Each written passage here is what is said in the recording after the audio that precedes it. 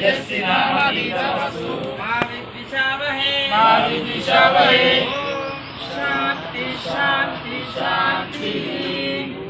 माता अन्नपूर्णा देवी की, श्री कोंडगट आंजनेय स्वामी की, श्री भद्राचल सीतारामचंद्र महाराज की जय श्री राम, जय श्री राम। నమస్తే ఫ్రెండ్స్, వెల్కమ్ టు మై పెద్దమ్మ ఛానల్. ఈరోజు మన మాటల్లో కొన్ని కొత్త మాటలు మాట్లాడుకుందాం.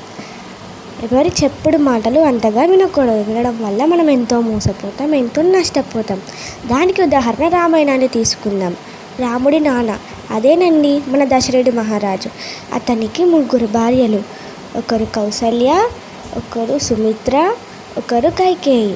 వారికి 4 కొడుకులు. కౌసల్య కొడుకు రాముడు, కైకేయి కొడుకేమో భరత, సుమిత్ర కొడుకేమో లక్ష్మణ మరియు శత్రుఘ్న. అయితే రాముడు అన్ని గుణగణాల్లో మంచివాడు, అన్ని విద్యలు తెలిసినవాడు. మనము ఇదంతా కాదు కానీ అరణ్యకాండం చెప్పుకుందాం, అది చాలా బాగుంటుంది. అయితే దశరథ మహారాజు ఇలా అనుకుంటాడు, తన వయసు అయిపోతుంది కదా, ఎవరికో ఒకరికి ఈ రాజ్యాన్ని అంకితం ఇద్దాం, వారికి పట్టాభిషేకం చేపిద్దామని అనుకుంటాడు. ఒకరోజు సభలో అందరినీ కూర్చోబెట్టి మంత్రి వారిని మరియు వాళ్ళ భార్యలందరినీ పిలిచి ఇలా అంటాడు, నాకు వయసు అయిపోతుంది కదా, నేను ఎవరినో ఒకరికి ఈ రాజభోగం ఇవ్వాలని అనుకుంటున్నాను.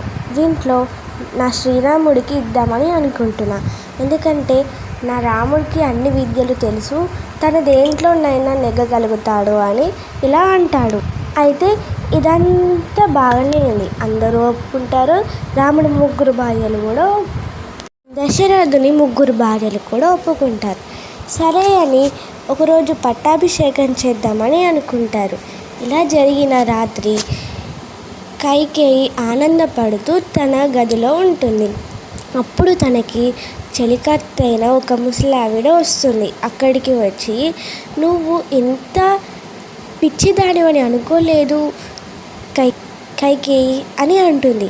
నేనేం చేశాను అమ్మ, అంత బాగుంది కదా, నా రాముడికి పట్టాభిషేకం చేస్తున్నందుకు నేను ఎంతో సంతోషపడుతున్నానంటే, ఎందుకే కైకేయి నేను అలా నిన్ను అన్నది అని అంటుంది.